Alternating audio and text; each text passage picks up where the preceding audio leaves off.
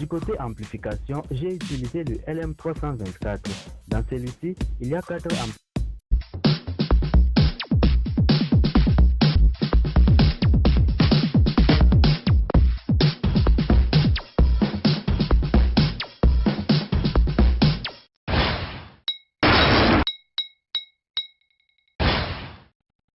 Précédemment d'expériences impressionnantes.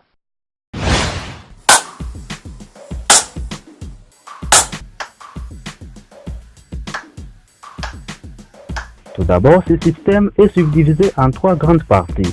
Nous avons les capteurs, la partie amplification ainsi que la partie des commandes. Celui-ci élève plus ou moins le niveau du signal, la lampe s'allume ou s'éteint. La science sans conscience n'est qu'une ruine de l'âme. Bonjour et bienvenue dans Technologie dans 5 minutes. Alors, aujourd'hui, j'aimerais vous parler sur les paratonnerres. Bien sûr, il existe 2 types de paratonnerres, le paratonnerre de Franklin ainsi que celui de Meilsing.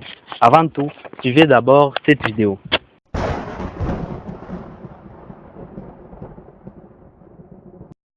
On a pu évaluer l'ordre de grandeur de la DDP qui produit la foudre dans le cas d'un nuage orageux à 100 millions de volts.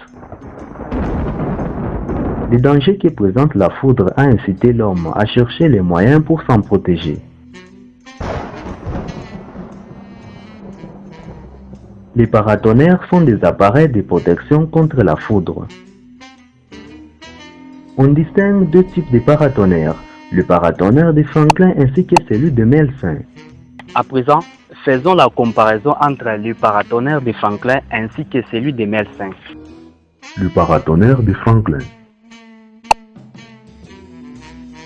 Il est constitué d'un tige métallique pointu dressé sur le bâtiment à préserver et mis en communication avec le sol par un conducteur épais. Ce conducteur est plongé dans l'eau ou est relié à une plaque de cuivre profondément enterrée. La foudre frappera cette tige qui domine tout autre point du bâtiment et la décharge s'écoulera à la terre par le conducteur sans produire de dégâts. Ce paratonnerre est moins complexe mais ne protège que les maisons les plus rapprochées de celui-ci.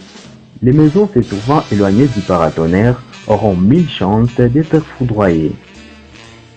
Le paratonnerre de Meilsing. Ce paratonnerre est plus efficace que celui de Franklin. Il est généralement utilisé pour protéger les lignes électriques haute tension.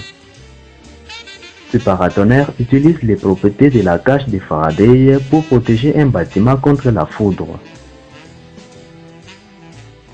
On entoure le bâtiment à protéger à l'aide d'un faisceau de conducteurs reliés à la terre. Il fonctionne sous le principe de chacun pour soi, Dieu pour tous. Malheureusement, ce paratonnerre est plus coûteux qu'à celui de Franklin. Il faut faire très attention quand vous êtes sur une montagne car la foudre frappe toujours le point le plus élevé. Il faut toujours mettre un paratonnerre sur sa maison car on ne sait jamais. C'est la fin complète de cette vidéo. N'hésitez surtout pas à vous abonner à ma chaîne YouTube. D'ici là, portez-vous bien.